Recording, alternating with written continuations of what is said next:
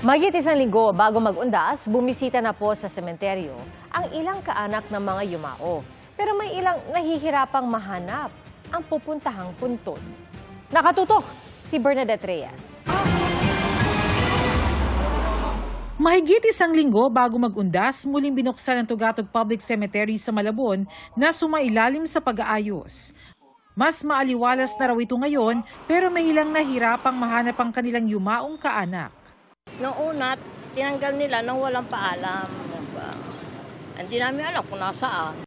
Ngayon, follow up ulit para kung alam ko kung saan pupuntahan. Naka-master list po ang ating mga nakahimlay dito. Tatanungin, bigay po nila yung name, then our personnel will search. Just in case na wala talaga, hahanapin po natin yon kasi meron din ho kaming mga nakuhang ibang information at mga listahan na nandun po. Inaayos po natin. Tinatayang nasa 17,000 na mga labi ang inilagak dito sa Tugatog Public Cemetery sa Malabon. Pero sa ngayon, hindi pa lahat ay naililipat na sa ossuary o sa columbarium. Ang iba ay nasa storage pa at kasalukuyan pa rin pinoproseso. Paalala ng parochial vicar ng San Antonio de Padua Parish, mahalagang ilibing ng maayos at marangal ang mga yumao. At ang abo ng mga na-cremate, hindi dapat nakalagak sa bahay.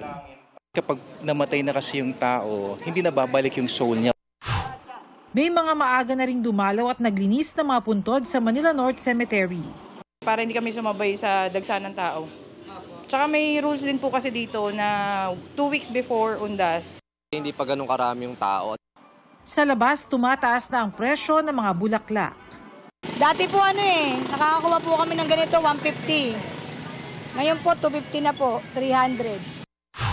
Sa Banggi, Ilocos Norte, maaga na rin naglinis ng puntod ang mga residente habang kaunti pa ang mga bumibisita sa sementeryo. Sa Davao City, bukas ang mga pampublikong sementeryo mula alas 6 na umaga hanggang alas 8 ng gabi, simula October 30 hanggang November 3. Nagpaalala rin ng LGU sa mga bawal na damit, gamit at aktibidad sa loob ng mga public cemetery. Magpapatupad din ng one entrance, one exit policy para sa maayos na daloy ng mga dadalaw at mga motorista.